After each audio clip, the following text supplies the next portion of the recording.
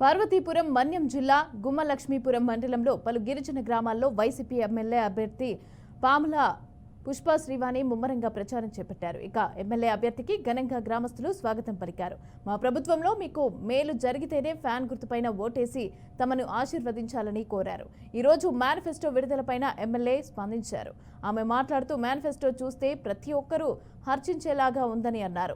ఇక టీడీపీ ప్రభుత్వంలో విడుదల చేసిన మేనిఫెస్టోలో ఏం జరిగాయి అని అడిగితే టీడీపీ వాళ్లే చెప్పలేని పరిస్థితుల్లో ఉన్నారని అన్నారు. ఇక సూపర్ 6 పథకాలను ప్రజలెవరూ విశ్వసించడం లేదని అన్నారు.